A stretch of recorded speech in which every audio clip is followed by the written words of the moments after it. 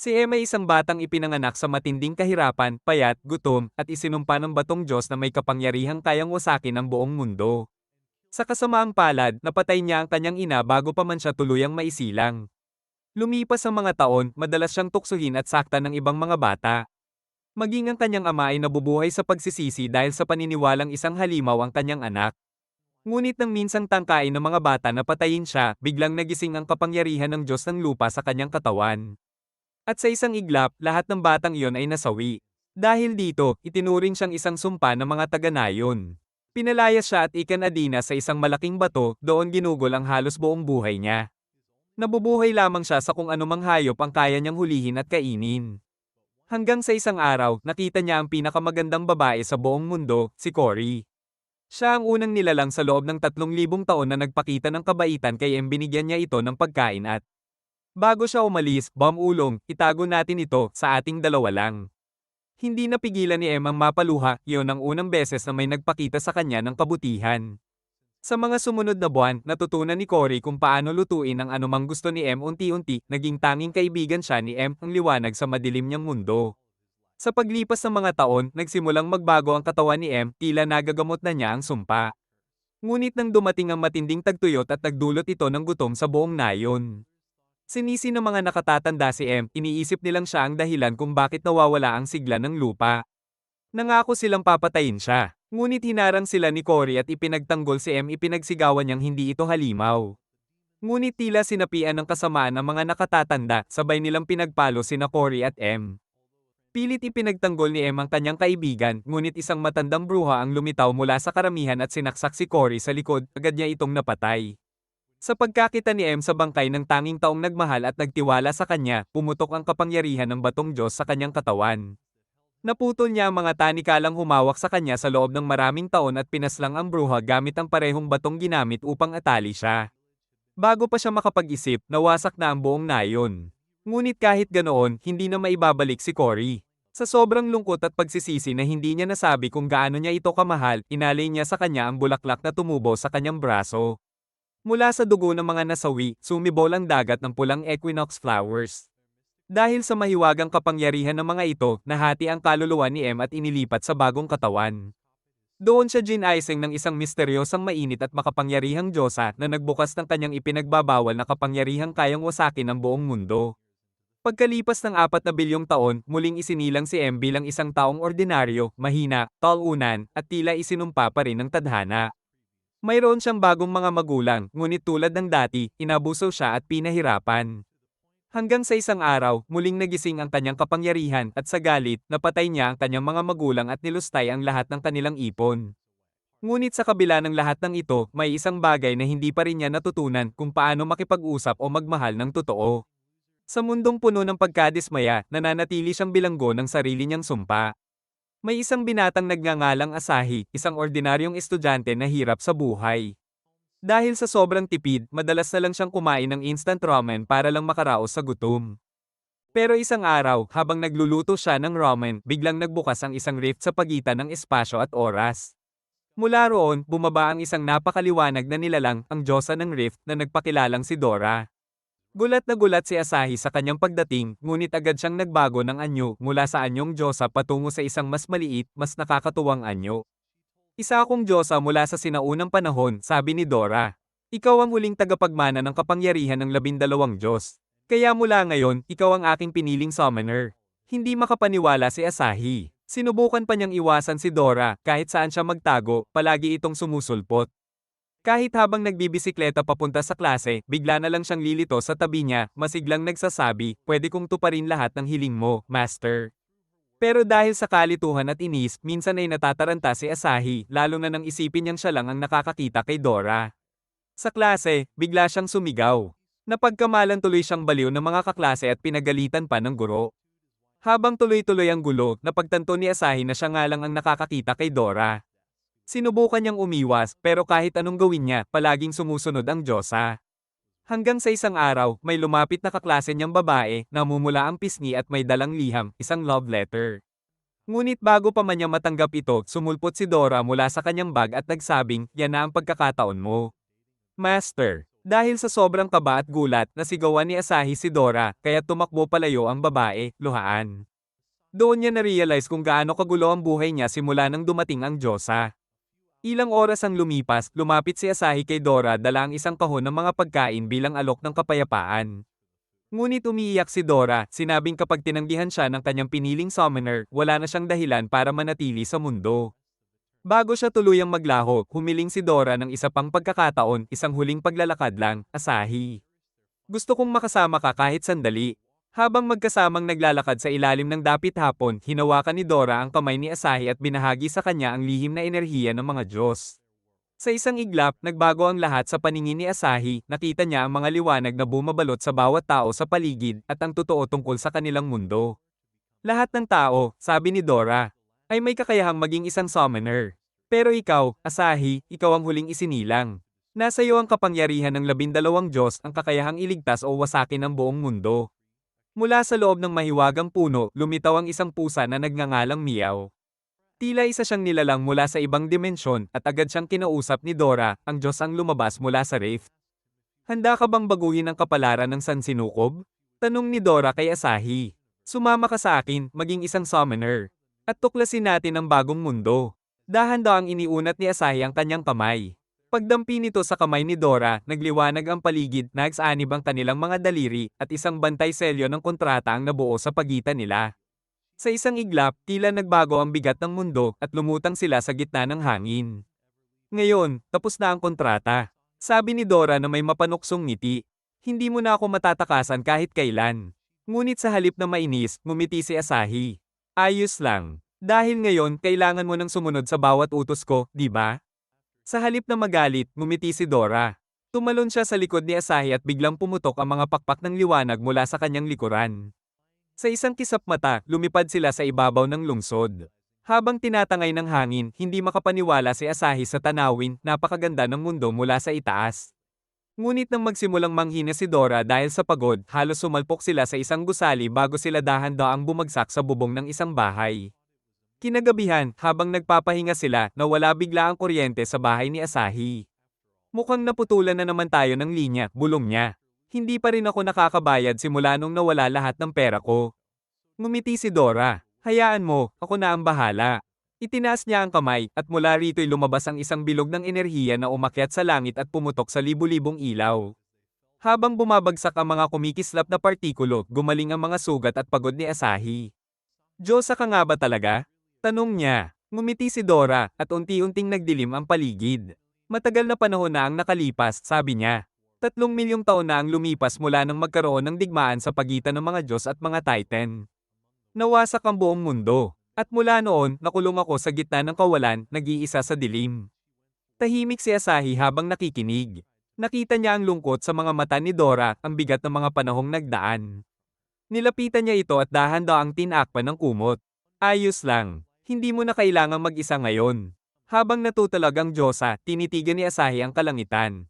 Hindi niya alam na may isang misteryosang babae na nagmamasid sa kanila mula sa itaas ng ulap, isang nilalang na tila alam ang tunay na kapangyarihan ni Dora. Kinabukasan sa paaralan, tuloy lang sa gulo ang buhay ni Asahi. Si Dora, kahit hindi nakikita ng iba, ay nagpakitang gilas pa rin, ipinagmamalaki ang kanyang anyo at sinasabing, ikaw lang ang nakakakita sa akin, kaya dapat ipagmalaki mo yan. Ngunit bigla, lumabas ang balita sa TV, isang misteryosong nilalang ang nakita na lumilipad sa himpapawid kagabi. Laking gulat ni Asahi nang mapagtanto niyang sila ang tinutukoy. Hindi pa nga nagsisimula ang bagong buhay ko, trending na agad ako sa kabaliwan, bulong niya sa sarili. Ngumiti si Dora. Tila nagsisimula na ang ating bagong pakikipagsapalaran, Asahi. Sa pagkakataong ito, ikaw na ang may hawak ng kapalaran ng mundo. Itinapon ni Dora ang bote ng lotion kay Asahi, ngunit nagulat siya nang mapansin na ganap ng nilamon ng halimaw na halaman ang Diyosa. Mula sa loob ng halimaw, tumilapon ang mahiwagang enerhiya at tumama sa mukha ni Asahi, senyales na naputol ang koneksyon nila. Biglang gamulong palayo ang halimaw, at kahit anong habol ni Asahi, hindi siya makalapit. Hindi ko magamit ang mga kapangyarihan ko kung wala ako sa tabi mo, mahina niyang narinig mula kay Dora. Tumalon si Asahi upang abutin siya, ngunit tinamaan siya ng mga tinik ng halimaw at bumagsak siya sa pader. Halos masira ang paligid sa lakas ng tama, ngunit tumayo pa rin siya at muling tumakbo. Tumakas ang halimaw papunta sa isang pista kung saan maraming tao at musika. Sinubukan ni Asahi na makihalo sa mga tao habang hinahanap si Dora, ngunit tuluyan na niya itong nawala sa paningin. Bago siya makalayo, isang malakas na lalaki ang biglang bumagsak mula sa langit. Ikaw ba si Asahi? Sigaw nito. Humingi ka ng tawad sa pagtanggi mo sa kapatid kong babae. Sumagot si Asahi ng mariin, sabihin mo sa kanya, hindi ako interesado.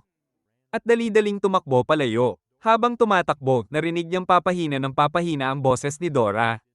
Asahi, kung hindi mo ako maabot, mawawala ako. Habang naghahabol ng hininga, isang batang lalaki ang lumapit at nagsabing, mukhang naliligaw ka. Kuya, gusto mo bang sumali sa amin at marinig ang mabuting balita? Ngunit dahil nagmamadali, tinabig ni Asahi ang bata at nagpatuloy sa pagtakbo.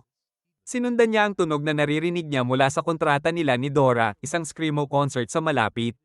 Doon niya naramdaman ang presensya ng Diyosa, mahina at halos mawala na. Dora, nasaan ka? Sigaw niya habang pumapasok sa entablado.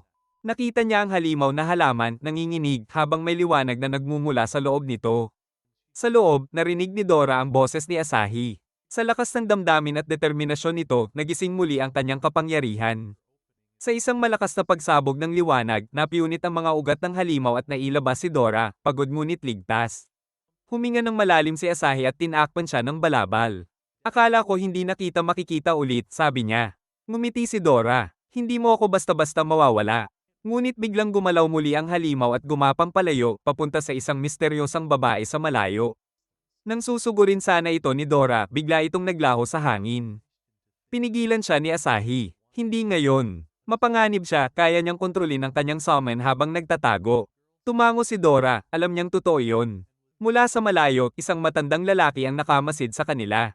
Huwag mong hayaang makatakas si Asahi, sabi niya sa babae kanina. Kailangan niyang makita ang kapangyarihan ng huling Diyos. Ngumiti siya ng may kasamang kaba at pananabik. Malapit na siyang muling ipanganak sa aking nilikha. Kinabukasan sa eskwelahan, pumasok ang pinakamainit na babae sa campus, ang may anime tear na legs na pinagkakaguluhan ng lahat ng lalaki. Habang halos lahat ay nakatitig sa kanya, diretso siyang naglakad papunta sa mesa ni Asahi at iniabot sa kanya ang isang maliit na papel bago tahimik na umalis. Pagkaalis niya, agad nilapitan ng mga kaklase si Asahi at binasa ang note. Nakasulat doon, hintayin mo ako sa kagubatan mamaya pagkatapos ng klase. Pagkatapos ng klase, sinundan siya ng mga lalaki, sabik malaman kung ano ang mangyayari. Ngunit sa daan, sumigaw ang siskon, ang kapatid ng babae, paano mo nagawang tanggihan ang kapatid ko, tapos ngayon inaagaw mo pa ang pinakamagandang babae sa buong school? Hindi na pinansin ni Asahi at nagpatuloy siya sa paglalakad hanggang sa makalipas ang ilang oras ay narating niya rin ang kagubatan. Alam niyang sinusundan pa rin siya ng mga lalaki, ngunit nagulat siya nang biglang lumitaw si Miao, ang mahiwagang pusa. Mag-ingat ka rito sa kagubatan, sabi ni Asahi habang nakahinga ng maluwag na ligtas pa rin ito. Biglang lumitaw ang mga baging mula sa lupa at tinali ang mga lalaking sumusunod sa kanya, pinayagan lamang si Asahi na makapasok sa loob. Nang makarating siya sa dulo, napansin niyang patay na dulo lang iyon. Ngunit bago pa siya makapagsalita, biglang naghiwalay ang mga puno, parang pilit binubuksan ng isang malakas na puwersa ang daan. Pagdaan niya roon, nakita niya ulit ang misteryosang magandang babae. Nagsalita ang halimaw na halaman sa tabi nito, ibigay mo sa amin ang espiritu o buhay mo ang kapalit. Ngunit mariing tumanggi si Asahi. Hindi ko siya ibibigay. Hindi ko kayang iwan si Dora. Galit na galit ang babae at agad nagpakawala ng rosas na may mga tinik. Na dumaan sa pisngi ni Asahi at nag-iwan ng sugat. Sa isang iglap, nagtransform ang halaman, naging espadang gawa sa mga baging, at bumaon sa lupa sa lakas ng hampas. Halos mawala ng malay si Dora habang pilit naghahanap ng armas. Maghintay ka, Asahi. Kukuha ako ng sandata. Sigaw niya. Ngunit hindi na siya nakasagot dahil ang babae ay nagtaas ng kamay, mula sa lupa, sumulpot ang napakalaking ugat. Sa bawat galaw ng kanyang kamay, libo-libong talon ng halaman ang umusbong, sabay-sabay na umatake kay Asahi. 30% lang ng kapangyarihan ko ang kailangan para tapusin kayo, sabi ng babae. Pagkatapos ay tinawag niya ang isang dambuhalang puno, lumalabas mula sa ilalim ng lupa. Nang makita ito ni Asahi, napaisip siya, ako yata ang may pinakawalang kwentang summon sa lahat. Sinugod ng halimaw ang Diyos ang si Dora, ngunit bago ito makabagsak ng suntok, nakaiwas siya at lumipad palayo. Hinabol siya ng higanteng puno at sa gitna ng pagtakbo, biglang lumitaw ang dalawang baging na pumihil sa mga pakpak ni Dora. Ngayon, tapusin mo siya, utos ng babae sa halimaw. Nang pabagsakin ng puno ang palad nito, tumakbo si Asahi at itinulak si Dora palayo, siya mismo ang nadaganan ng dambuhalang kamay. Pagbagsak ng alikabok, akala nilang pareho na silang patay. Ngunit mula sa lupa, isang bilog na liwanag ang sumilay. Mula roon, lumabas sina Asahi at Dora, tanggan-tanggan ng espadang yari sa espesyal na kristal ni Dora. Gamitin mo ang lahat ng kapangyarihan mo. Sigaw ng halimaw sa babae. Ngunit lumapit si Asahi kay Dora. Ipaubaya mo sa akin ang iyong lakas. Nang sabay nilang itaas ang kamao, isang malakas na hampas ang pumihil sa pagsalakay ng higanteng puno. Ang kamay nito ay nagyelo bago tuluyang itinapon palayo. Muling umatake ang halimaw, ngunit ginamit ni Asahi ang kristal na pakpak ni Dora upang umiwas at lumipad sa hangin bago siya lumapag sa braso ng dambuhalang puno, handang tapusin ang laban. Pagkatapos noon, ina-activate ni Asahi ang kanyang kristal na sapatos at mabilis na tumakbo paakyat sa mga braso ng higanteng puno habang walang tigil sa paghiwa rito gamit ang kanyang espada. Nang tuluyan na niyang maputol ang lahat ng sanga at dahon, tumalon siya pabalik sabay sumugod muli at ginamit ang buong lakas upang wasakin ang ubod ng puno at sa isang iglap, tuluyang sumabog ito sa alikabok. Pagkaalis ng usok, tumakbo si Dora papunta kay Asahi, gulat na gulat. Paano mo nalaman kung saan tatamaan para sirain ang puno? Tanong niya. Ngumiti si Asahi at sagot niya, sanay na akong tumalo ng kahoy.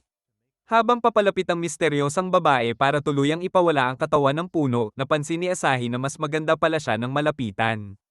Agad namang tumakbo si Dora papunta sa kanya, galit na galit.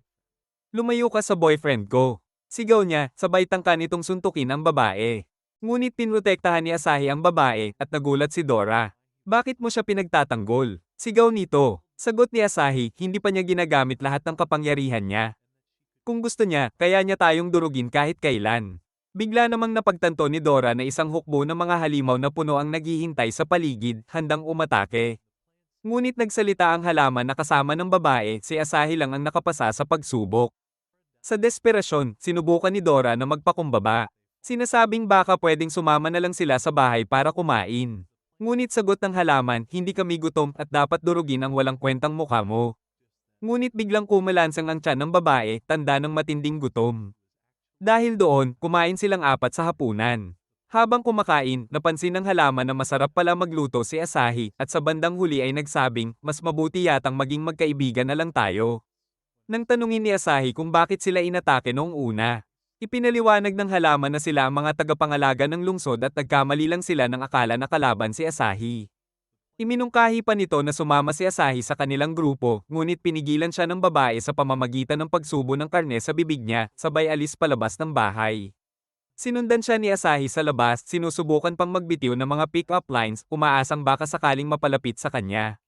Ngumiti ang babae at sabi, ako si Hana. Habang inaabot ang isang itim na rosas. Idinugtong pa niya, mula ngayon, babantayan ko kayong dalawa ni Dora. Sana ay mag-behave kayo. Pagkaalis ni Hana, lumitaw ang dalawang espiritu, at napaisip si Dora, mukhang may date ka na naman, ha? Ngunit napangiti si Asahi. Ang ibig sabihin ng bulaklak niya, pagmamayari niya ako. Makalipas ang ilang araw, habang nasa klase, biglang sumilip ang ulo ng isang giraffe sa bintana, at nagtilian ang mga estudyante sa takot. Akala nila'y may pagsalakay ng mga hayop. Kasunod nito, tumalon ang isang rakon papasok sa silid, at nagsimula itong manayra ng gamit, kasama ang ilan pang rakon na binagsak pa ang guro. Nagulat si Asahi nang makita ang mas marami pang mga hayop na tumatakbo sa hallway, kaya tumakbo rin siya palabas. Pagdating nila sa labas ng gusali, napahinto siya nang makita ang isang panda sa harapan niya.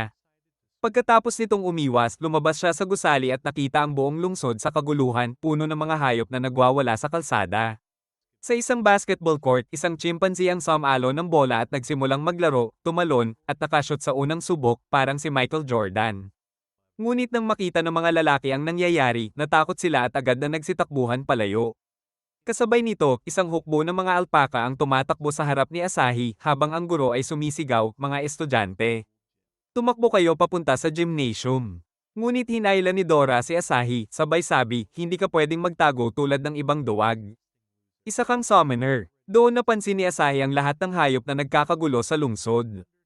At naisip niya, paano naging parang Animal Kingdom ang syudad na to?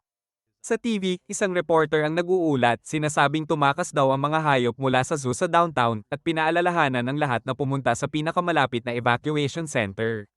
Ngunit biglang lumipad ang isang loro at tinamaan siya, sabay sigaw ng ibon na huwag daw siyang magbuka ng bibig ng walang kwenta. Sa sandaling iyon, napansin ni Asahi ang isang babae sa kalsada, at nang makita niyang papalapit ang isang leon. Agad niya itong tinakbuhan at itinumba sa lupa para mailigtas. Habang nagtataka si Asahi kung bakit nananatili pa siya sa tabi ng mga hayop, biglang nagalit ang babae at doon niya napansin ang isang pusa sa harap niya. Nang subukan niya itong hulihin at dalhin pa uwi, pamalmat ito sa mukha niya at agad bumalik sa babae. Ang weird ng babaeng yun, sabi ni Dora. Mag-ingat ka sa kanya, Asahi. Sa parehong sandali, lumitaw si Hana at ang kanyang halaman sa isang rooftop at napagtanto nilang ang babae ay may kakayahang mag-summon ng mga halimaw. Ngumiti si Hana. Mukhang madali lang to, sabi niya, sabay talon pababa. Pagbagsak nila, nagbuga ng mga nagliliyab na bala ang halaman at umusbong ang makapal na usok sa paligid. Paglapag ni Hana sa lupa, tinawag niya ang isang itim na rosas at sumulpot ang mga baging na pumulupot sa mga hayop. Ngunit nakaiwas ang babae sa tamang oras. Sa isang pitik ng daliri, lumitaw ang higanteng ugat ng halaman at itinulak sila pataas, iniwang nakabitin sa ere. Bakit mo pinalaya ang lahat ng hayop? Sigaw ng halaman. Sumagot ang babae, matagal nang sa kanila ang lupang ito bago pa man agawin ng mga tao. Kalokohan. Sagot ng halaman. Ibigay mo sa amin ang summon spirit mo. Ngunit tumutol ang babae. Palayain niyo muna ang mga hayop. Habang lalo siyang nagagalit, lumitaw siya bigla sa likod ni Hana at sinubukan siyang sipain, pero nasalag ito ni Hana. Habang nag-iipon ng enerhiya ang babae sa kanyang matalim na kuko, itinapon siya ni Hana palayo, ngunit agad siyang bumalik at muntik nang sabunutan si Hana, nakahanga-hangang nakaiwas pa rin. Muling sinugod ng babae si Hana, sunod-sunod ang kanyang mga atake, ngunit mabilis umiwas si Hana sa bawat galaw habang nagpapalitan sila ng mabilis na tira't depensa. Samantala, hinugot ni Dora ang kanyang cleavers at nagtanong, kanino ba tayo papanig? Ngunit sagot ni Asahi, mas mabuti yatang huwag muna tayong makialam. Habang nagpapatuloy ang laban, nakalmo ng babae ang mukha ni Hana, dahilan para umatras ito. Pero hindi pa rin umatras ang babae, kaya tinawag ni Hana ang mga baging para harangin ang atake, at naitulak niya ito pabalik. Nang subukan ni Hana na paluin siya gamit ang letigo, tumalon ang babae at nakaiwas, pero nasabit ang kanyang paa. Hinayla siya ni Hana, binaon sa pader, at ipinukol sa lupa ng malakas. Gayunman, hindi pa rin sumuko ang babae.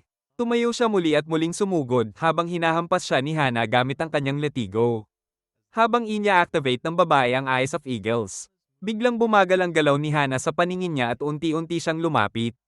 Sa isang iglap, tumawag si Hana ng malaking baging, ngunit pinaga niya ng babae ang speed of leopards at gumalaw siya ng kasing bilis ng liwanag. Nakita niya ang pagkakataon kaya ginamit niya ang Might of Bears at sinubukan niyang durugin si Hana, pero nakaiwas ito gamit ang matinding lakas. Bumaligtad ang kalsada sa impact, ngunit napigilan ito ni Hana gamit ang kanyang letigo.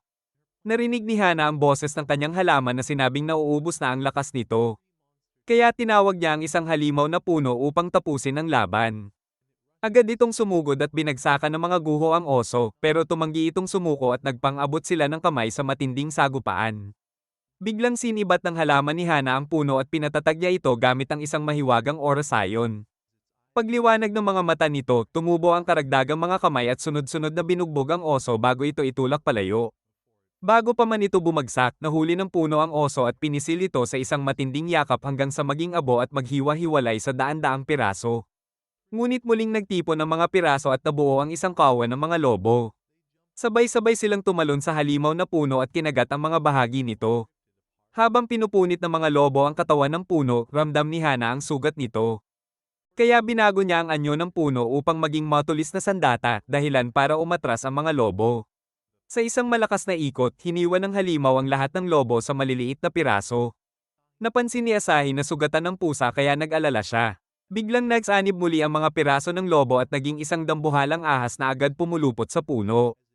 Habang pilit itong lumalaban, pinunit ng ahas ang braso ng puno, ngunit itinapon naman ito ang ahas sa pader. Parehong ayaw sumuko ng dalawang halimaw. At doon napansin ni Asahi na sugatan ang braso ni Hana at malapit na itong mawalan ng malay. Sa sandaling iyon, huminga ng malakas ang pusa, naglabas ng matinding enerhiya, at parehong naghanda ang dalawang halimaw na tapusin ang isa't isa. Napagtanto ni Asahi na kailangan na niyang pigilan ang laban, kaya humingi siya kay Dora ng isang hindi nakakamatay na sandata at agad silang kumilos. Sa isang iglap, ginamit nila ang Soul Shackles upang atali ang dalawang halimaw. Sinabi ni Asahi kay Hana na magpahinga muna at isipin ang mga ginagawa niya sa buhay niya.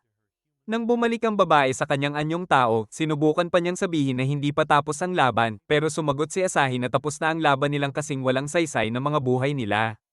Pagkatapos, binuhat niya ang pusa at ibinunyag na siya pala ang tunay na summoner, kaya naglaho ang spirit sa sandaling iyon.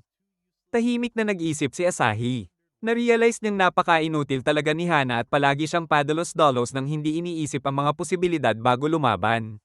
Naisip niyang baka may dahilan ng pusa kung bakit nagpakawala ito ng kaguluhan sa lungsod.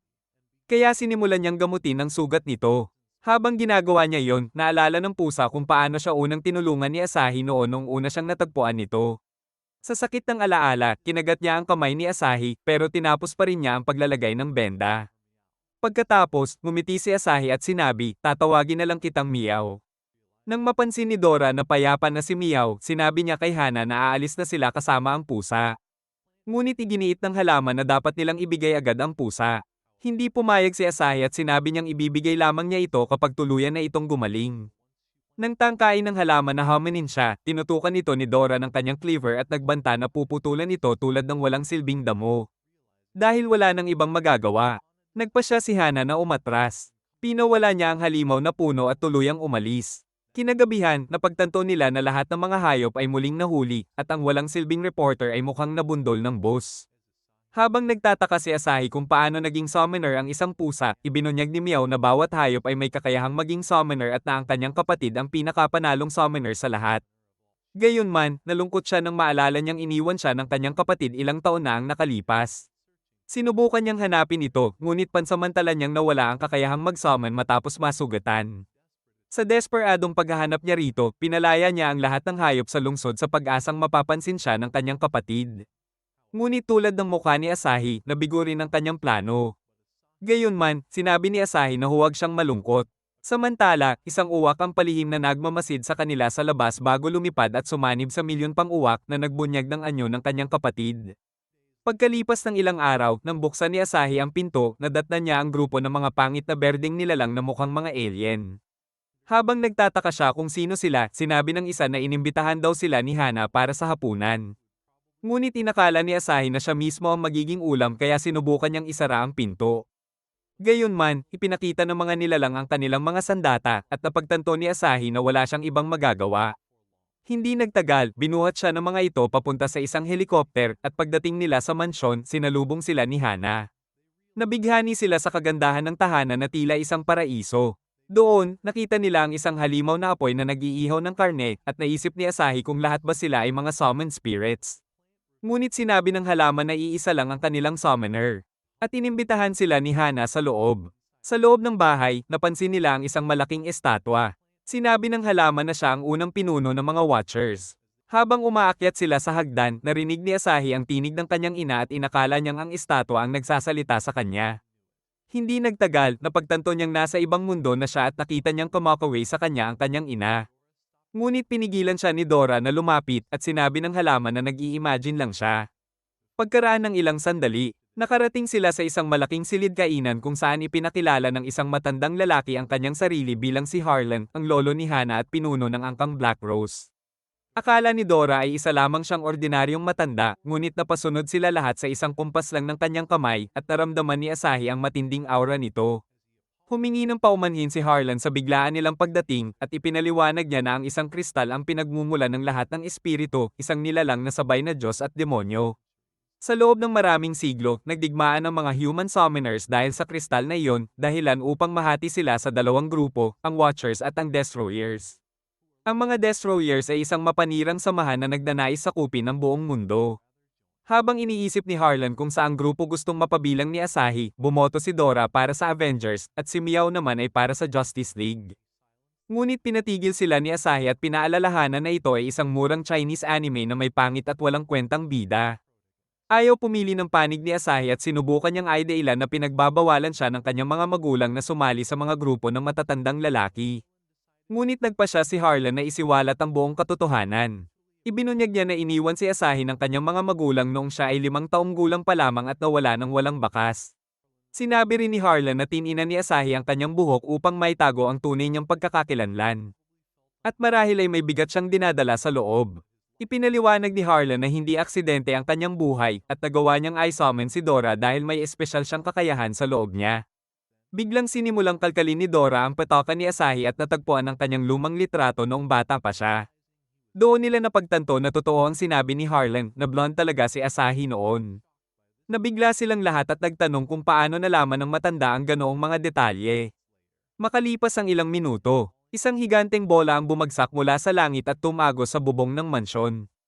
Tinamaan ito ni Harlan ng isang suntok dahilan upang pumutok ang mga bintana sa lakas ng banggaan. Pagkatapos, lumitaw sa kanilang harapan ng isang lalaki at ibinunyag ni Harlan na isa itong destroyer. Habang naghahanda ang lalaki para umatake, napagtanto ni Harlan na matagal na silang minamanmanan ng mga ito, kaya naghanda siya para sa labanan. Agad siyang sumiklab ng apoy at sinabi na lilipulin niya silang lahat. Nagbanggaan ang kanilang mga atake at nagliyab ang buong paligid.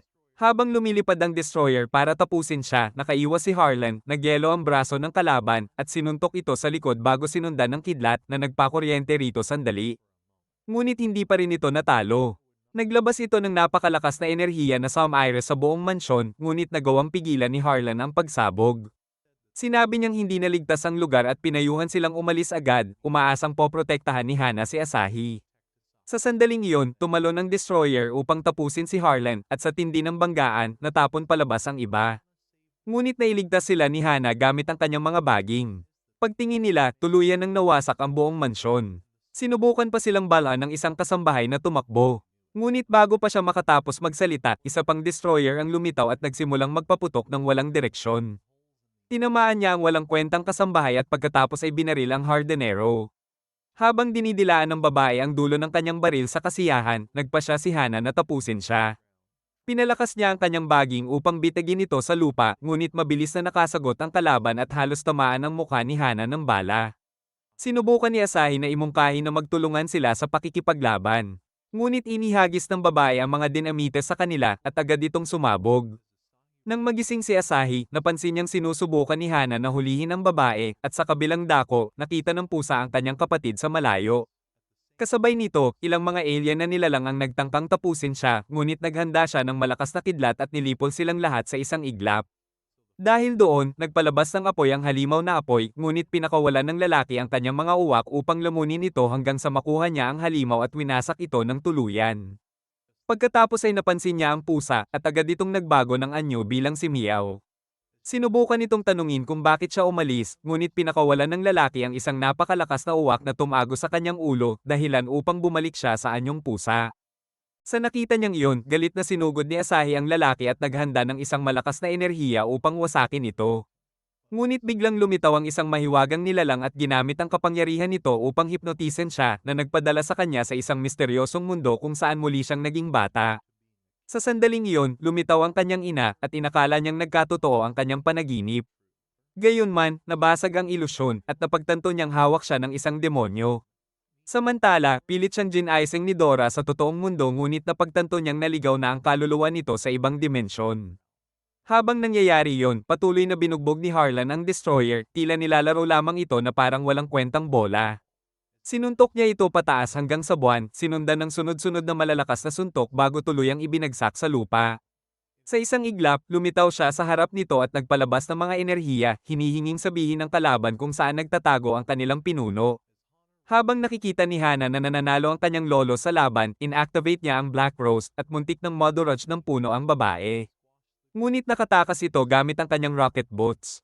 Bigla namang lumitaw ang berdeng mga mata sa likuran ng halimaw at agad itong nilamon ng enerhiya hanggang sa tuluyang mawasak. Sa sandaling iyon, napunit ang damit ni Hana at bumagsak ang halaman sa pagod. Bago pa siya makarecover sa kanyang mga sugat, isang bagong babae ang lumitaw sa kanyang likuran. Handang patayin siya. Sa isang kisap mata, hinugot nito ang kanyang patalim at sinaksak sa leeg ni Hana, dahilan upang mapasigaw ang halaman sa matinding gulat. Narinig ni Harlan ang sigaw at agad siyang nagpalabas ng healing magic na nagpagaling sa sugat ni Hana. Ngunit sinamantala ng destroyer ang kanyang pagkalito at umatake gamit ang isang makapangyarihang kamao, kaya't binarahan ito ni Harlan ng yelo at ipinako sa pader. Sa sandaling iyon, isa pang destroyer ang lumitaw sa kanyang likuran at pinakawalan ng isang napakalakas na uwak na tumago sa kanyang katawan. Sinundan nito ng masamang babae na bumaril ng enerhiya at nagpasabog ng buta sa kanyang ulo, dahilan upang mapasigaw muli ang halaman. Ngunit ang alaala ng kanyang apo ang nagising sa loob niya, at sa sandaling iyon, bumalik ang kanyang buong kapangyarihan, binago siya bilang isang Diyos. Habang pinakakawalan ng destroyer ang kanyang enerhiya. Tinapatan ito ng Diyos ng sarili niyang enerhiya at pinasabog ito palayo hanggang sa kailaliman ng kagubatan. Gayunman, agad na nakabawi ang destroyer at muling binuo ang sarili, at sa oras na iyon, napaligiran na nila si Harlan.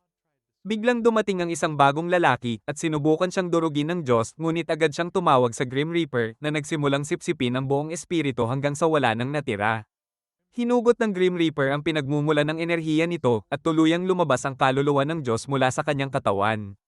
Nang durugin ito ng lalaki, isa sa mga babae ang nagtanong kung dapat bang lipulin din sina Dora at ang halaman, ngunit nagpasya siyang patawarin sila. Habang bumabalot sa kanila ang napakalakas na enerhiya, bigla silang naglaho, naiwan ng isang malaking butas sa lupa. Kinabukasan, habang hinihintay nilang magkamalay si Hana, nagalit si Dora habang inaalala ang mga nangyari kagabi, iniisip kung bakit sila naging napakahina laban sa mga kalaban. Kaya ipinaliwanag ni Asahi na mas malakas ang mga Destroyers kapag gabi at sinabi niyang wala silang laban sa ganoong oras. Ngunit hindi iyon tinanggap ni Dora at nagsimulang sumigaw ng paghihiganti, kaya kalmado siyang pinayapa ni Asahi at sinabing may nahanap na siyang bakas. Ipinakita niya ang isang video ng laban ni Harlan at sinabing isang misteryosong tao ang nag-stream ng buong labanan gamit ang mga satellite camera.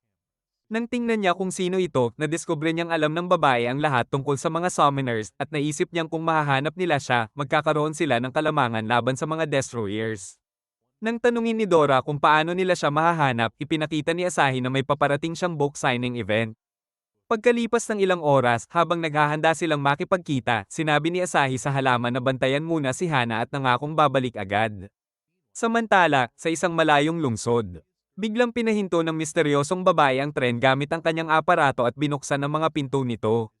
Pagdating sa escalator, ginamit niya ang kanyang mahika upang paakyatin ito, dahilan upang magtaka ang lahat kung bakit ito umaakyat mag-isa. Pagkalipas ng ilang sandali, nakarating siya sa lungsod at ginamit ang kanyang kapangyarihan upang palitan ang lahat ng mga screen ng kanyang mukha, ginagawang sikat ang sarili niya sa isang iglap. Nang dumating siya sa kanyang event, inanunsyo niya ang pagsisimula ng book signing. Ngunit walang nakakilala sa kanya. Sa malayo, nakita siya ni Meow gamit ang Eyes of Eagles. Habang nagtataka si Asahi kung delikado ba ito, iminungkahi niyang lumayo muna ang mga babae at mag-obserba, iniisip na baka napakalakas ng misteryosong babae. Habang lumapag sila sa lupa, napagod na ang babae sa maghapong paghihintay at napagtantong napakawalang kwenta niya para makabenta kahit isang kopya ng kanyang walang saysay na libro. Biglang lumitaw si Asahi sa harap niya at tinawag ang kanyang libro na susunod na Twilight series. Sa kagustuhang mapabilib siya, binili ni Asahi ang lahat ng kanyang libro, at inakala ng babae na iyon ang pinakamasayang araw ng buhay niya. Ngunit alam na pala niya kung sino talaga si Asahi at tinanong kung ano ang kailangan nito. Kaya ipinakita ni Asahi ang kanyang pagkakakilanlan, at nang mapagtanto ng babae ang totoo, bigla niyang tinawag sina Dora at Meow, at laking gulat nila nang malaman nilang kilala na pala niya sila. Sinabi ng babae na matagal na niyang pinagmamasdan sila at ibinunyag na ang umatake sa kanila kagabi ay ang 7 destroyers. Ipinahayag niyang ang kanyang espesyal na kakayahan ay ang kanyang telepono, at kaya nitong makita kahit ang loob ng White House. Nang subukan ni Dora na silipin ito, ipinaliwanag ng babae na nagbibigay babala ang kanyang aparato tuwing may paparating na panganib. Bigla itong nagbigay ng babala at muntikan silang tamaan ng isang pagsabog. Habang nagtataka si Dora kung sino ang umatake, muling nag-ingay ang aparato at nag-anunsyo ng matinding panganib. Sinabi ng babae na may mga kalabang papalapit sa kanila ng sabay-sabay. Bago pa man sila makagalaw, tumakbo na ang babae, kaya sinundan nila ito. Nang maabyute nila siya, sinabi nitong siya ang totoong target ng mga kalaban. Gayunman, sinabi ni Asahi na mahalaga siya sa kanila at hindi nila siya iiwan. Biglang sumabog ang lupa sa tabi nila at halos tamaan sila ng putok. Sa harap nila, lumitaw ang mga kakaibang makinang lumilipad, kaya tumalon sila mula sa tulay at lumapag sa isang kotse na biglang humandar ng mabilis. Nang magtaka si Asahi kung paano ito umaandar ng mag-isa, sinabi ng babae na siya mismo ang nagkokontrol gamit ang kanyang aparato. Ilang sandali pa, napansin nilang papalapit ang mga makina. At ipinaliwanag ng babae ng mga destroyers ang mga ito. Agad silang pinaputokan ng mga makina, ngunit sinabi ng babae na mga low-ranking spirits lang ang mga ito at hindi dapat ikabahala. Idinagdag pa niya na pinutol na niya ang kanilang wireless signal upang hindi sila makatawag ng backup. Gayunman, patuloy pa rin sa pagpapaputok ang mga makina at tinamaan pa ang isang gulong, pero nakontrol muli ng kotse ang direksyon. Nang matanto nilang walang tutulong sa kanila, nagpasya sina Dora at Meow na sila na mismo ang lalaban. Nagpakawala si Meow ng Clawwind ngunit naiwasan ito ng makina kaya napagtanto niyang napakabilis ng mga ito. Dahil doon, nagpalipad si Dora ng mga Spirit Swords ngunit naiwasan din ng mga makina ang lahat ng ito. Biglang naglabas ng kuryente ang babae mula sa kanyang aparato at tinamaan ng isang makina kaya nagdiwang sila sa tagumpay. Subalit agad lumapit ang iba pang mga makina. Habang patuloy ang mga babae sa pag-atake, naiwasan ng mga kalaban ang lahat at nagpatuloy sa pagpapaputok sa kotse, ngunit nilagyan ito ni Asahi ng kalasag. Nang mapansin ng mga makina iyon, dinobol nila ang kanilang mga bala, dahilan upang manghina ang kalasag. Nagpalipad pa sila ng mga missile at inakala ng babae na mintis iyon, ngunit napagtanto ni Asahi na ang tina-target pala nila ay ang kalsada. Sa isang iglap, sumabog ang tulay. Habang sinusubukan nilang lumipad patungo sa kabilang dulo. Bumagsak ang kotse, ngunit inilabas ni Dora ang kanyang crystal wings, kaya't nasagip niya silang lahat. Sa kasamaang palad, agad siyang nanghina at sabay-sabay silang bumagsak. Pagkaraan, pinalibutan sila ng mga makina at sinimulang ayoskan ang kanilang mga mukha. Habang ina-activate ng babae ang kanyang aparato, isang truck ang biglang sumalpok at winikasan ng makina, kasabay ng pagkatapon ng iba pa sa isang daigdig ng pagpaslang. Gayunman, bumalik ang makina at nagpalipad ng mga missile patungo sa truck. Dahilan upang sumabog ito at tanggihan silang lahat. Sa sobrang inis, pinaganya ng babae ang kanyang device, ginawang gamepad, at binago ang truck upang maging isang battle robot bago siya sumakay dito. Handa na siyang makipaglaban, at agad umatake ang robot, tinanggap ang lahat ng putok habang sinusugod ang kalaban. Isang suntok lang, bumaon sa lupa ang isa sa mga makina. Akala niya ay panalo na siya, ngunit biglang umatake pa ang isa at pinaputokan ang robot. Kaya't sinira niya ito at dinurog ang energy core nito.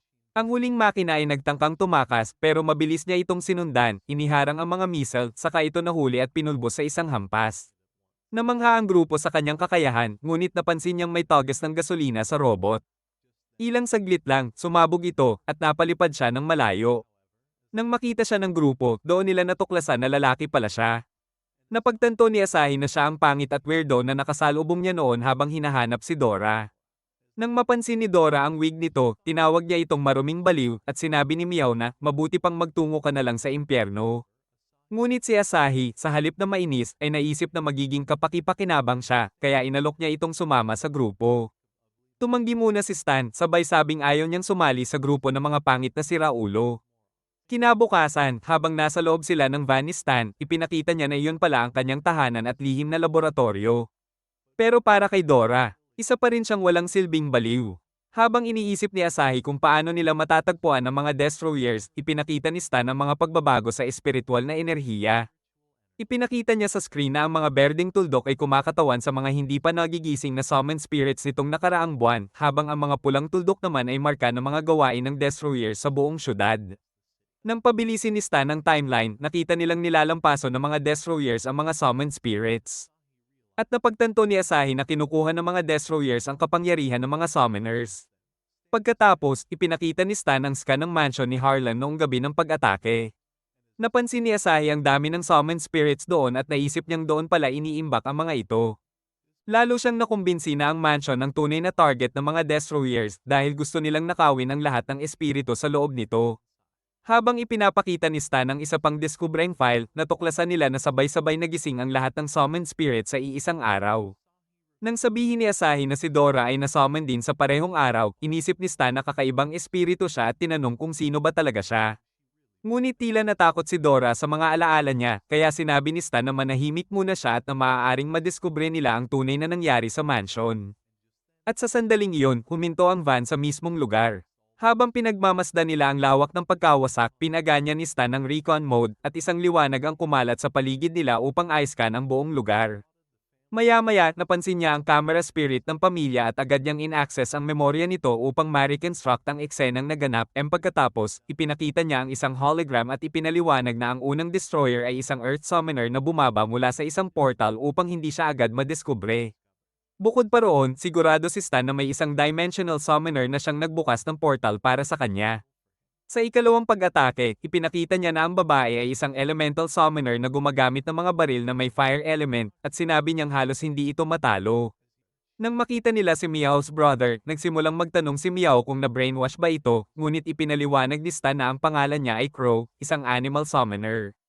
Nang itanong ni Stan kung ano ang nangyari matapos mawalan ng malay si Asa. Sinabi ni Asa na nagtungo siya sa isang kakaibang mundo. Sa puntong iyon, nagpakita si Stan ng panibagong hologram at sinabi na kinontrol ang isipan ni Asa ng isang misteryosong lalaki. Tungkol naman sa ikalimang destroyer, sinabi ni Stan na inatakan nito si Hana mula sa mga anino, at dahil sa kanyang elemento, tinatawag siyang Shadow. Sa huli, ipinakita ni Stan ang isa pang hologram kung saan makikita ang lalaking pumatay kay Harlan, at ipinaliwanag niyang kaya nitong sumipsip ng mga spirit. Pagdating nila sa malaking hukay, sinabi ni Stan na ang tunay na dahilan ng pag-atake ay nakatago sa ilalim ng lupa. Determinado siyang alamin ito, kaya bumaba siya sa butas at sumunod naman ang lahat. Habang pinagmamasdan nila ang pinsala, napansin ni Asa na napakalakas ng Dimensional Summoner sapagkat nawala ang kalahati ng gusali. Muli, nagsagawa ng scan si Stan at natuklasan ng isang napakalaking imbakan. Laking gulat nila nang malaman na pawang mga summon spirits pala ang naroon. Ipinahayag ni Stan na ang pamilya ni Hana ay matagal nang nangongolekta at nagsesel ng libo-libong summon spirits bilang mga watcher, at lihim nila itong itinago sa ilalim ng mansion. Nang maglaho ang hologram, sinabi ni Stan na ang lolo ni Hana ang pinakamalakas na watcher sa buong mundo, at sa pagkamatay nito, malamang ay wala na silang pag-asa. Biglang napansin ni Asahi ang isang kakaibang piraso sa gitna ng mga guho. Nang ayos ka nito ni Stan, sinabi niyang galing ito sa isa sa mga kalaban, at nadiskubre niya na may espesyal na partikulo sa ibabaw nito. Inamoy ito ni Meow at sinabi niyang katulad ito ng bango ng isang bulaklak na minsan na niyang naamoy, ang equinox flower. Natuklasan ni Stan na ang bulaklak na iyon ay tumutubo sa stone forest sa labas ng lungsod. Idinagdag pa niya na ilang oras lamang ang nakalipas, may na-detect na malakas na espiritual na enerhiya roon, kaya malamang na naroon ang isa sa 7 destroyers. Naisip ni Asahi na baka mag-isa lamang ito at baka ito na ang pinakamagandang pagkakataon upang pabagsakin ang isa sa kanila. Sinabi ni Dora na sigurado silang mananalo, pero nagsuggest din siya na tumakbo na lang sila kapag nagsimula silang matalo. May punto naman ang sinabi niya, kaya sumang-ayon ang lahat at iminungkahi ni Asahi na umalis sila bago sumikat ang araw. Kinagabihan, habang nasa van, nagtanong si Stan tungkol sa nakaraan ni Asahi. Sa wakas, nagpa siya si Asahi na magsabi ng totoo. Noong siya ay 5 taong gulang pa lang, lagi siyang pinapabayaan ng kanyang mga magulang, kaya sa galit at kalungkutan, sinunog niya ang kanilang bahay. Mula noon, nabuhay siya sa pagkain ng mga tirang kanin mula sa basurahan. Nang mapansin ni Dora na nalulungkot siya, sinubukan niya itong patahanan, pero biglang nagtanong si Meow tungkol naman sa sarili niyang nakaraan. Sinabi ni Dora na malabo ang mga alaala niya, pero naaalala niyang naglalakbay siya sa mundo 3 milyong taon na ang nakalipas at wala siyang matirhang lugar. Tuwing sinusubukan niyang alalahanin ng iba pa, sumasakit ang ulo niya. Sinabi ni Stan na totoo ang sinasabi ni Dora dahil nasuri na niya ang buong katawan nito, at natuklasan niyang may mga tanikala sa paligid ng puso nito. Kaya naisip niya na hindi talaga nawawala ang mga alaala ni Dora, nakasil lang ang mga ito. Nang tanungin ni Asahi kung paano nila mababali ang mga tanikalang iyon, ipinaliwanag ni Stan na kahit mga Diyos ay hindi kayang sirain iyon. Kinabukasan, pagdating nila sa Stone Forest, sinabi ni Dora na nakakatakot ang lugar at tinanong kung dapat na ba silang umuwi. Ngunit determinado si Asahi na harapin ang kalaban, kaya lumipad sila sa pagitan ng mga bato hanggang matunto nila ang isang lumang nayon. Habang naglalakad sa abandonadong baryo, sinabi ni Stan na winasak ito 10 taon na ang nakalipas at na lahat ng bumibisita rito ay misteryosong nawawala. Ilang minuto pa, nakarating sila sa isang malawak na taniman ng mga equinox roses, at napagtanto nilang tama nga ang lokasyon nila. Biglang itinumba sila ni Meow sa lupa, sinabing may tao sa loob ng bahay. Sa sandaling iyon, bumukas ang pinto, at isang inosenteng lalaki ang lumabas. Habang nag-aalaga ito ng lupa, sinubukang ayos-kan ni Stan ang kanyang mukha, at pinigilan ni Asahi si Dora na biglang umatake, sinasabing kailangan muna nilang malaman kung sino talaga ang lalaki. Kaya pinanood nila ito ng ilang oras. At sinabi ni Meow na wala siyang na-detect na espiritual na enerhiya, bagamat mahina ang signal. Makalipas ang ilang sandali, bumalik sa loob ng bahay ang lalaki at lumabas muli na may dalang pagkain. Sinabi ni Meow na naamoy niyang may paparating na bagyo. Biglang lumitaw ang isang daga mula sa lupa at natarante si Dora sa takot. Napagtanto ni Asahi na nab-istol na sila at nakita niyang napansin na sila ng lalaki. Dahil wala nang ibang opsyon, lumapit siya rito at sinabi ng lalaki na matagal na siyang walang bisita. Sinubukan ni Asahi na magpanggap, sinabing mga estudyante silang nagfi-fieldwork, ngunit nang magtanong ang lalaki kung sino ang mga kasama niya, napansin ni Asa na hindi nito nakikita si Dora, at doon niya na-realize na hindi ito summoner. Habang naghahain ng tsaa ang lalaki, agad itong itinapon ni Asahi, ngunit bumalik ang lalaki na may dalang pagkain, at sinubukan pa siyang alokin ng merienda. Pero pinigilan siya ni Asa. Habang iniisip niya kung mag-isa bang nakatira ang lalaki, sinabi nito na matagal na siyang nag-iisa at masaya siyang may nakita pang pangit na mukha. Habang hinihipan ng hangin ang mga bulaklak, tinanong ni Asahi kung siya mismo ang nagtanim ng mga ito. Tumango ang lalaki at sinabing oo. Ikinwento niyang dati raw tuyong lupa lang ang bukirin na iyon, walang tumutubong prutas o halaman. Ngunit may isang dalagang matiyag ang nagtanim ng mga buto taon-taon, umaasang mamumulaklak ang mga ito balang araw, pero walang nabuhay kahit isa. Nang mamatay ang dalaga, naging inspirasyon ang kanyang determinasyon sa lalaki kaya ipinagpatuloy niya ang pagtatanim. Pagkalipas ng ilang buwan, nadiskubre niyang tumutubo na mag-isa ang mga bulaklak hanggang sa mapuno ang buong lugar. Samantala, napansin ni Meow na dumating na ang bagyo at malakas na hinampas ng hangin ang lalaki. Sinubukan ni Asahi na yayain siyang pumasok. Pero napansin niyang parang wala na ito sa sarili. Sa harap nila, tinangay ng hangin ang mga bulaklak at nagalit ang lalaki habang sinusubukang iligtas ang mga ito. Bigla niyang pinunit ang sarili niyang damit at sa sandaling iyon, isinigaw ni Stan na isa siya sa mga destroyers at inutos kay Asahi na tapusin siya agad. Bago pa sila makagalaw, bumagsak ang kidlat sa lalaki at tinangay sila ng malakas na hangin. Habang nilalamon siya ng kuryente, nabuo ang makapal na pader sa paligid ng kanyang katawan. Humingi pa siya ng tulong kay Asahi, pero patuloy ang pagbabago ng kanyang anyo hanggang sa tuluyang maging si Ruthless. Pag-alis ng usok, napagtanto ng grupo na siya nga ang halimaw na umatake sa mansion. Sa isang iglap, lumipad siya para patayin si Asa, pero nasalo ito ng kanyang holy shield kaya natamba si Ruthless. Agad lumitaw si Meow sa harap niya, sinipa ang mukha ng halimaw, at tumalon palayo. Pagkatapos, ginamit niya ang clawing para gasgasan ang likod nito, pero nawala ang mga marka at napagtanto niyang parang pader ang balat nito. Mabilis na sumugod si Ruthless sa kanya, pero sinugod din siya ni Asahi at Dora mula sa likod. Ngunit nabali ang kanilang mga sandata, naglaho ang mga sugat at tinapon sila ni Ruthless palayo. Nang mapagtanto nilang walang bisa ang kanilang mga armas, nagpasya si Dora na tawagin ang isang bagong kapangyarihan para kay Asahi at inutusan si Stan na protektahan muna sila. Ngunit ayaw pa ring umatras ni Meow. Dumulas siya sa ilalim ng halimaw, kinalmot ito, at sinipa palayo. Habang patuloy siyang sumusugod, sinabi niya kay Asahi na alam niya ang kanyang ginagawa at tuloy-tuloy ang pag-atake niya. Ngunit nasunggaban ni Ruthless ang kanyang paa at itinapon siya sa lupa, sabay sinipa palayo. Mabilis na lumapit si Stan at nadiskubring malubha ang sugat ni Meow, pero nagsimula nang lumapit si Ruthless kay Asahi. Wala nang ibang paraan, kaya tumayo si Stan at humarap sa halimaw, sabay sabing bibigyan niya sila ng ilang minuto. Agad niyang sinimulang basahin ang impormasyon ng malaking lalaki, pero sinuntok siya nito ng ubod lakas at sinubukang durugin siya sa lupa hanggang sa bigla na lang itong nawala sa kanyang paningin. Bago pa niya namalayan, lumitaw si Stan sa likuran niya at ipinagpatuloy ang pagbabasa ng kanyang mga kakayahan. Dahil dito, nagmadali si Ruthless na wasakin siya, ngunit napansin ni Asahi na gumagamit si Stan ng hologram upang lumikha ng shadow clone. Habang walang saysay ang mga atake ni Ruthless, 12-dosenang kopya ni Stan ang lumitaw sa paligid niya, sabay-sabay na nagsasabing diretso siya sa impyerno. Ngunit nang hindi na ito makatiis, pinalabas ni Ruthless ang isang napakalakas na hangin na winasak ang lupa at tinangay ang totoong Stan. Agad siyang sinalo ni Asa at nagbato ng kalasag upang protektahan sila mula sa mga gumuguhong bato. Sa kanyang pagtingin, nadiskubre niyang may mga kalansay sa ilalim ng lupa. Sa sandaling iyon, napagtanto niyang pinatay ni Ruthless ang buong nayon at naisip niyang karapat-dapat itong mamatay. Maya-maya, tinawag ni Ruthless ang mga bato mula sa lupa at inihagis ang mga ito sa kanila, ngunit naglabas si Asa ng panibagong kalasag upang maprotektahan ang grupo. Sa mga sandaling iyon, naramdaman ni Asahi ang enerhiya ni Dora na bumabalot sa kanyang katawan.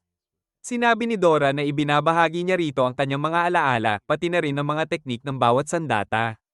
Handa na para sa labanan, sumugod si Asa sa halimaw at pinilas ang buong braso nito gamit ang kanyang silver lance. Agad siyang bumalik at hiniwa ang katawan ng kalaban gamit ang Skyrending Sword bago ito itapon palayo gamit ang reverse blade. Sa utos ni Stan, sinaksak niya ang core nito, saka hinarang ang kamao gamit ang isang espada bago umiwas at muling tinaga ito gamit ang Dragon Slaying Sword. Pagkatapos, tinanggap ni Asa ang Thor's Hammer at pinukpok ang halimaw hanggang bumaon ito sa lupa, dahilan upang mabasag ang baluti nito. Habang nakahandusay ang lalaki, iminungkahi ni Stan na sirain na nila ang core. Ngunit nakiusap ito na huwag muna siyang patayin. Ipinakilala niya ang kanyang sarili bilang moduo at ipinaliwanag na kailangang manatili siyang buhay upang pigilan ang paglabas ng isang parasitikong espiritu dahil ang core sa kanyang dibdib ay isang selyo. Ngunit biglang nagsimulang magbitak ang core at sinabi ni Stan na nakararamdam siya ng malakas na pag-uga sa espiritual na enerhiya. Sa isang iglap, lumipad palabas ang isang espada na may malaking tinik na sumabog mula sa katawan ni Moduo. Sa parehong sandali, sa isang malayong tore, napansin ng pinuno ng mga destroyers na naglaho na ang apoy ni Moduo. Napagtanto niyang may nangyaring masama at inutusan ng lahat na magtipon agad. Samantala, sa kabundukan, lumitaw ang halimaw sa loob ni Moduo. Sinabi ni Stan sa grupo na patay na si Moduo at ang halimaw na ang nagmamay-ari ng kanyang katawan. Bigla itong nagpalabas ng nakapangingilabot na enerhiya na nagpasabog ng mga tinik mula sa mga bato. Habang iniiwasan nila ang mga iyon, nagpasya silang sugurin ang halimaw, ngunit sinubukan itong gibain ang lupa. Kaya naglabas ng maraming espada si Asahi at inihagis ang mga ito sa halimaw, umaasang tuluyan na niya itong mapupuksa. Pinalabas ni Stan ang isang malakas na energy blast, kaya agad na tinawag ni Miao ang kanyang wolf fangs upang kagatin ang halimaw, ngunit bigla itong naglaho. Bago pa siya makariyak, tinusok siya ng halimaw gamit ang isang matulis na patpat dahilan upang siya ay bumagsak sa kanyang anyong pusa. Habang nabaling ang pansin ni Stan kay Miao, sinuntok siya ng stone beast ng sobrang lakas at tumilapon siya palayo. Habang naghahanda ang halimaw ng isang makapangyarihang suntok, mabilis itong iniiwasan ni Asa at sinampal ito ng buong lakas gamit ang Thor Hammer. Patuloy siyang umatake, ngunit nabasag ang martilyo. Kaya't agad siyang tumawag ng 12-dosenang espada at inihagis ang mga ito diretso sa mukha ng halimaw. Ngunit kahit tinamaan ito, hindi man lang nasugatan ng higanti. Kaya't inihanda ni Asahi ang kanyang silver lance at inihagis iyon diretso sa mata ng kalaban. Akala ni Dora ay natapos na ang laban, ngunit hinugot ng halimaw ang sibat at binali ito sa harap nila. Napagtanto ni Asahi na halos hindi tinatabla ng katawan ng halimaw, kaya sinabi niya kay Dora na ituon ang lahat ng kanyang kapangyarihan sa kanya, umaasang kaya niyang tapusin ito sa isang atake. Ibinuhos ni Dora ang buong lakas niya. At naghanda si Asahi ng isang dambuhalang espada na kayang hamati sa kahit ano. Sumugod siya sa halimaw, ngunit nasalag nito ang kanyang atake, at sa harap ng kanyang mga mata, nabasag ang espada. Sa gulat ni Asa, tinamaan siya ng halimaw ng isang malakas na suntok dahilan upang tumilapon siya at bumangga sa isang malaking bato. Gamulong siya sa lupa at nawalan ng malay. Agad na nilapitan siya ni Dora at sinubukang gisingin, ngunit natagpuan niyang nasa loob na si Asahi ng kanyang spirit prison. Sa isang dampi ng kamay, natunaw ang isang kadena. Sinubukan ng halimaw na tapusin siya, ngunit pinrotektahan siya ni Dora gamit ang isang kalasag. Sa banggaan ng kanilang lakas, gumuho ang lupa sa paligid nila. Habang winawasak ng halimaw ang kalasag, mabilis na lumika si Dora ng panibago, determinado siyang protektahan si Asahi. Habang nakatayo siya sa harap ng halimaw, naalala nito ang sarili niyang minamahal, ngunit tinamaan pa rin siya ng isang malakas na suntok. Sa sandaling iyon, hinawakan ni Asahi ang kanyang kristal at pinakawalan ang buong enerhiya ni Dora. Napansin ito ng halimaw, at biglang bumagsak mula sa langit ang libo-libong espada, itinusok siya sa lupa at unti-unting iginapos. Sa harap nila, isang makapangyarihang Diyosa ang lumitaw, pinalipad ang kanyang mga pakpak at tinawag ang Judgment of Heaven. Isang napakalaking espada ang bumaba mula sa kalangitan at tumagos sa halimaw, pinulbos ito ng enerhiya na parang pagsabog ng nuclear, winasak ang lahat ng bato sa paligid, at hinigop ang kaluluwa nito paitaas sa langit. Nang lumino ang kalangitan, nakita ni Asa ang Diyosa at inakala niyang si Dora iyon. Ngunit nang magising siya, natuklasan niyang tapos na ang lahat. Sinabi ni Stan na ligtas silang lahat. Kalaunan, natagpuan nila ang katawan ni Moduo at napagtanto nilang patay na talaga ito. Habang iniisip ni Stan kung paano nila mahahanap ang ibang mga destroyer, sinabi ni Asahi na marahil ay ang mga destroyer mismo ang makakakita sa kanila. Kaya nagsimula silang umalis. Kinagabihan, nang dumating ang mga destroyer sa lugar, natagpuan nila ang bangkay ni Moduo. Kaya't nagpasya si Heart na basahin ang kanyang mga alaala. Sa isang iglap, bumalik sa isip ni Asahi ang lahat ng nangyari, ang labanan, ang pagkatalo, at ang pagkawala ng kanyang mga kaibigan. Tahimik siyang nagpaalam sa kanilang alaala, nangakong ipaghihiganti ang kanilang kamatayan. Samantala, sa loob ng van ni Stan, napansin ni Dora na hindi pa rin nagigising si Asahi. Nawala na ito ng maraming dugo, kaya sinubukan niyang gamutin ang mga sugat nito gamit ang kanyang kapangyarihan. Kasabay nito, napansin ni Stan na nilalagnat na si Miao at umaasa siyang hindi sila matutunto ng mga destroyer. Ngunit bigla na lamang nag-ingay ang kanilang device, may napakalakas na konsentrasyon ng espiritual na enerhiya na papalapit sa kanila. Bumukas ang isang portal, at mula rito ay lumitaw si Shadow.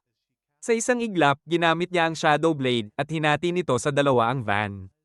Alam ni Asahi na nasa panganib na naman ang kanilang mga buhay.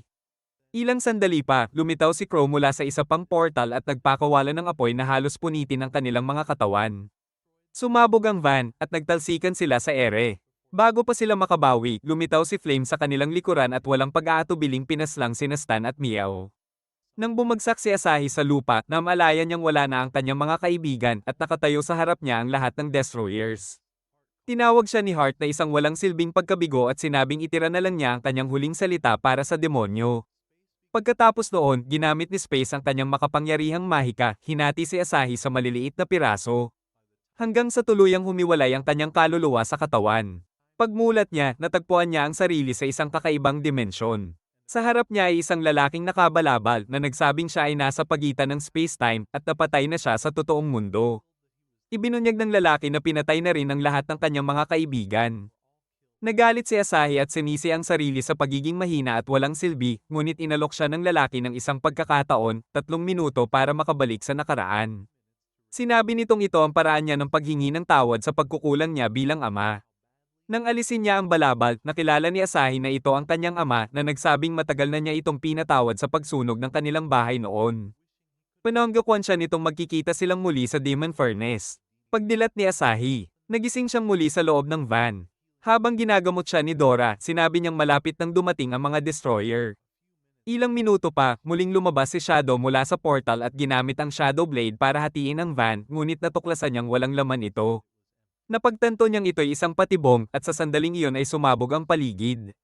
Sinabi ni Stan na matagumpay ang pagsabog at tuwang-tuwa si Dora, sinabing isang henyo si Asahi. Ngunit sagot ni Asahi, hindi pa tapos ang laban.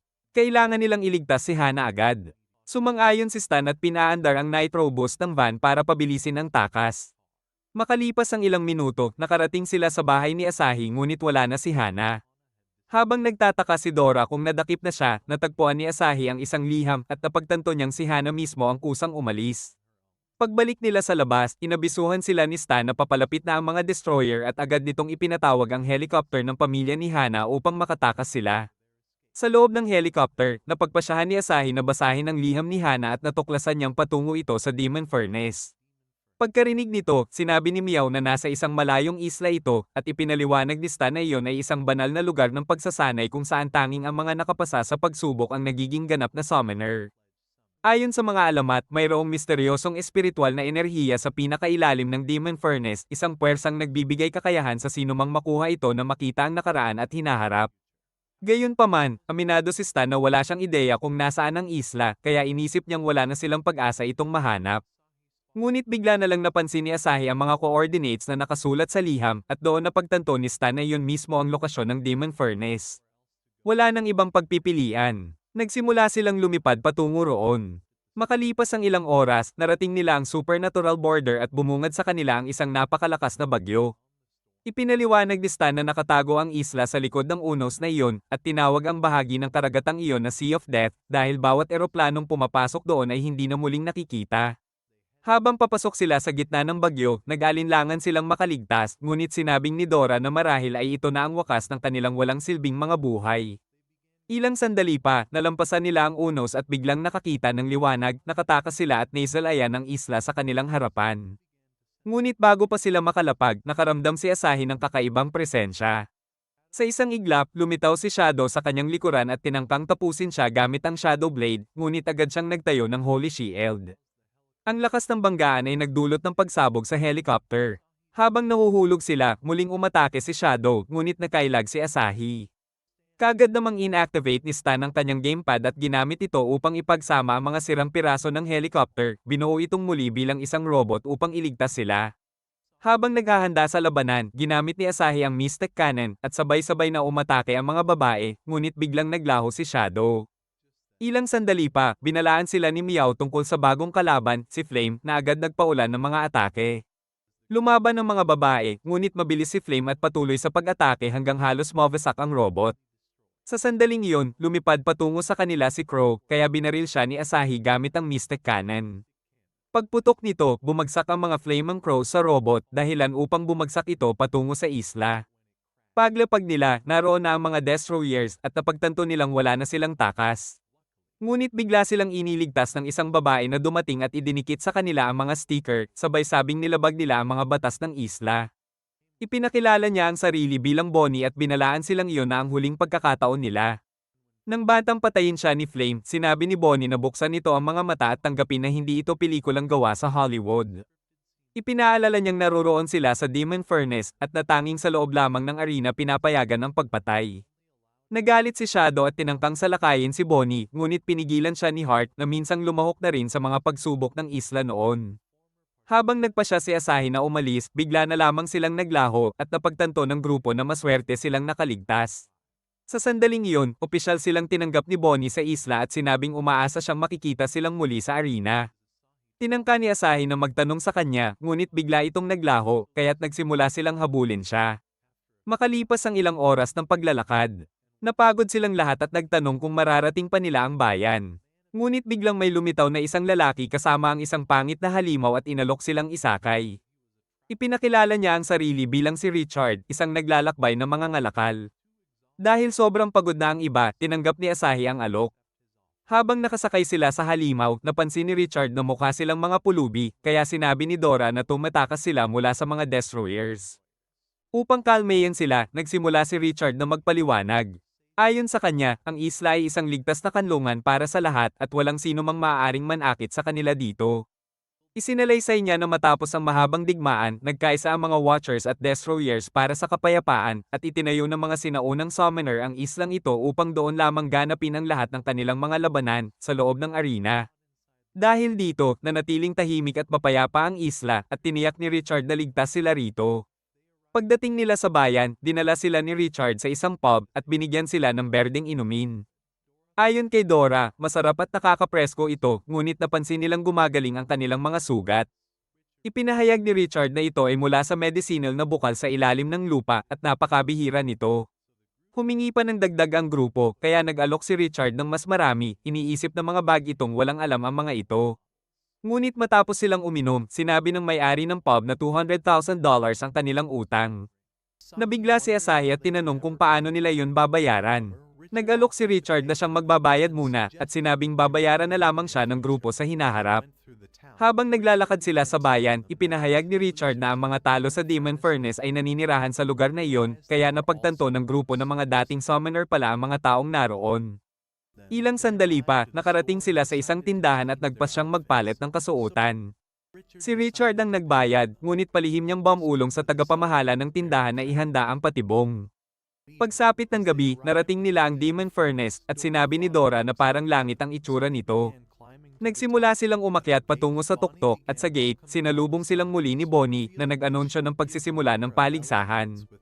Ipinahayag niya na ang mananalo sa labanan ay tatanggap ng isang belly dance mula sa kanya bilang gantimpala at binigyang diin niyang wala itong plot armor. Sa pagdagsa ng mga summoner para sa paligsahan, sinabi ni Bonnie na ang tanging paraan upang makapagparehistro ay dumaan sa isa sa 4 na pintuan.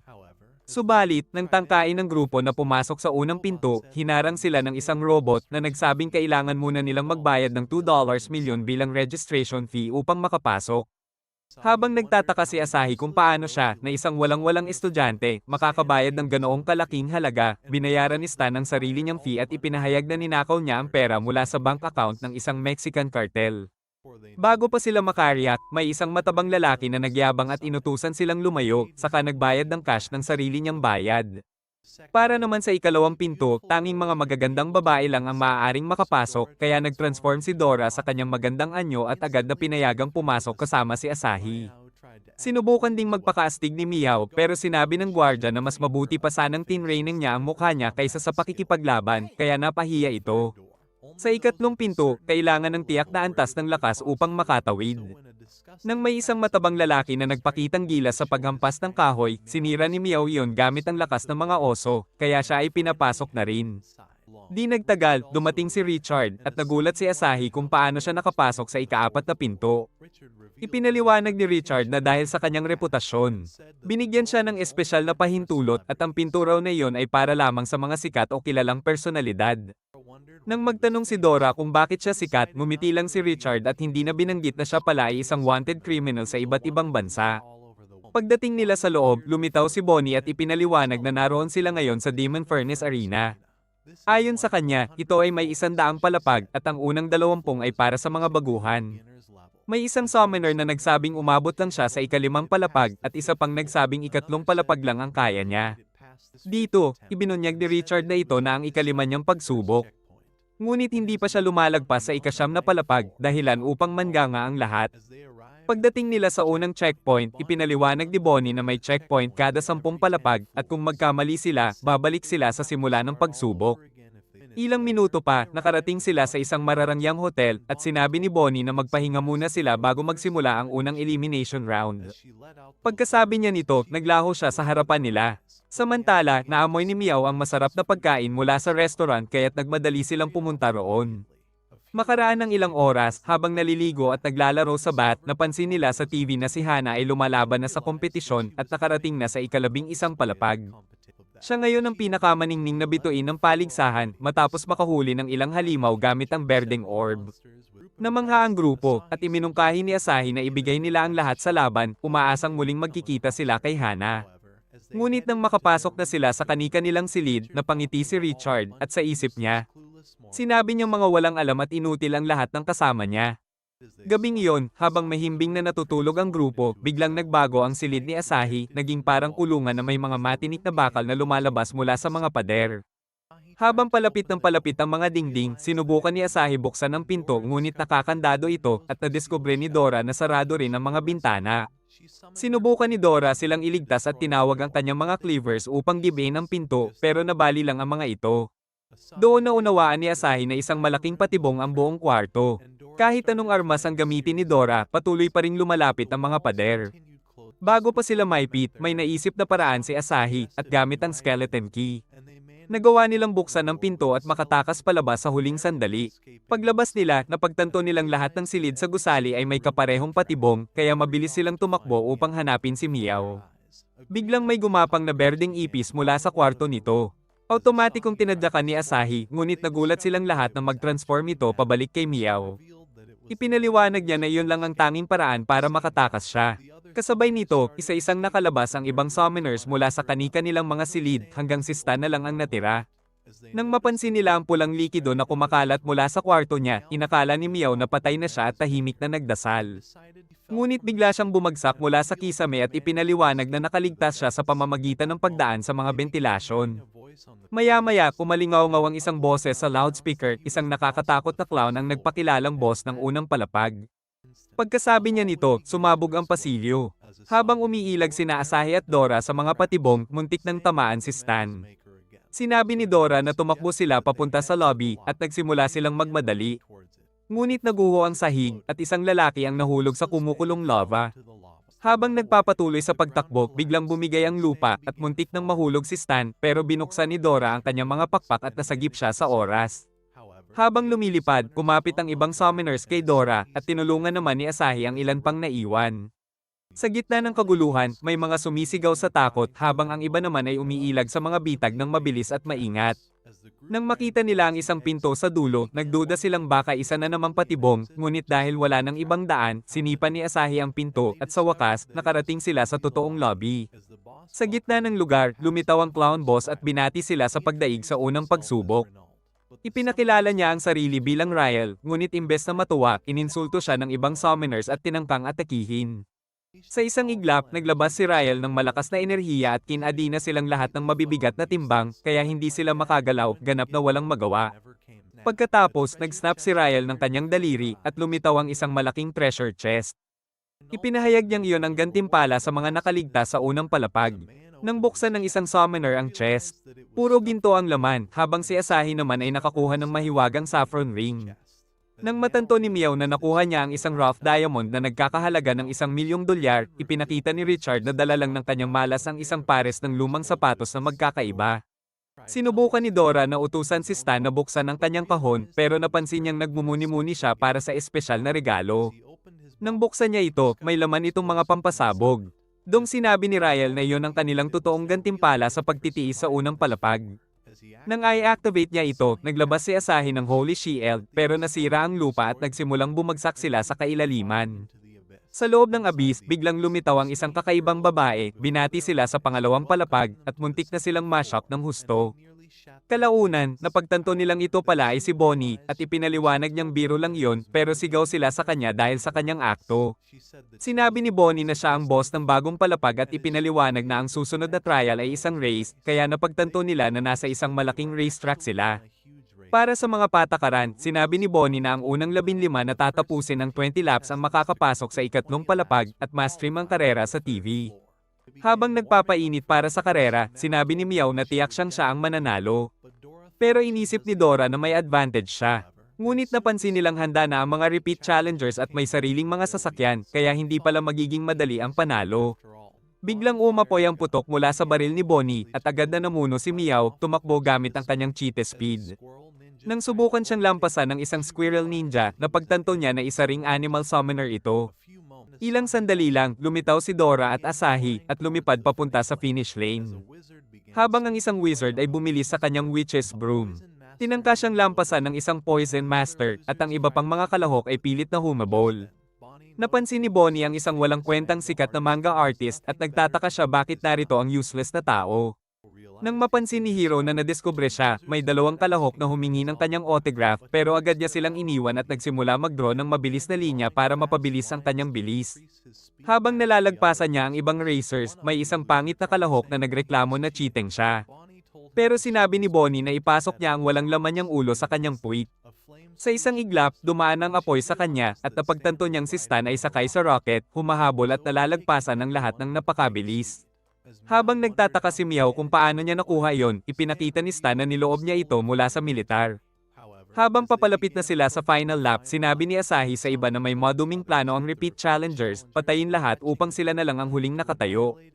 Biglang tumutok si Deadeye sa ilang racers at pinasabog gamit ang calamity trigger, tinatapos ang tsansa nila na makarating sa finish lane.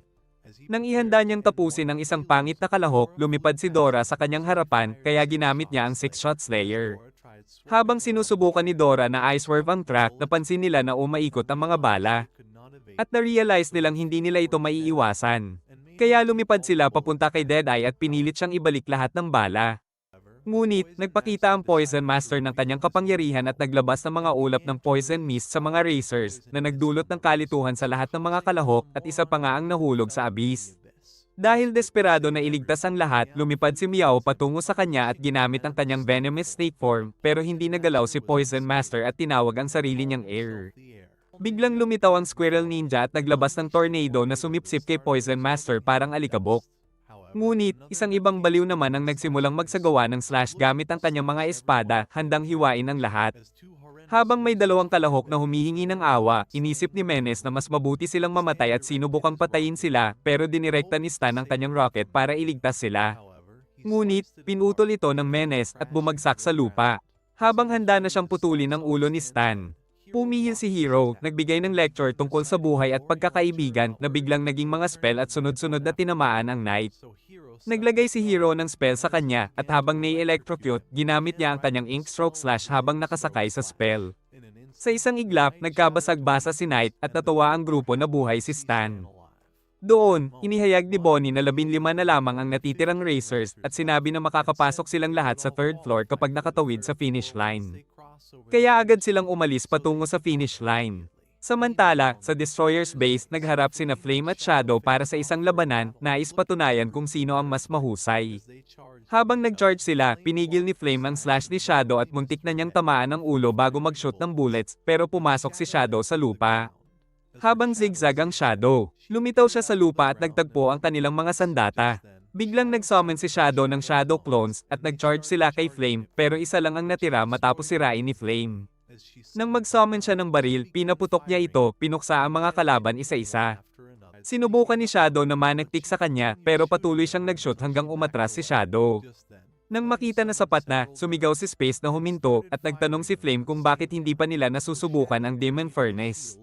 Nais niya ng tunay na labanan at sinabi na papatayin niya ang lahat ng kalahok sa furnace para ma-eliminate si Asahi. Ngunit sinabi ni Space na sinubukan niyang pumasok sa furnace noong gabi pagkatapos nilang umalis sa isla, pero hindi siya nakapag-teleport at hinabol ng security. Sinabi ni Shadow na may invisible barrier ang mga pader, kaya sinabi ni Space na ang nakuha lang niya ay walang kwentang TV. Sa isang snap, lumitaw ang TV mula sa lupa at nang buksan nila ito, nakita nila si Bonnie sa screen. Habang ibinubunyag ni Bonnie ang mga highlights ng contest, na-realize ng mga babae na si Meow ang nanalo sa karera at si Asahi ang pumangalawa. Ngunit sa cooking contest sa third floor, nanalo si Asahi gamit ang kanyang beef ramen, at pati ang judge, hindi nakatiis at kinain ang kanyang ulam.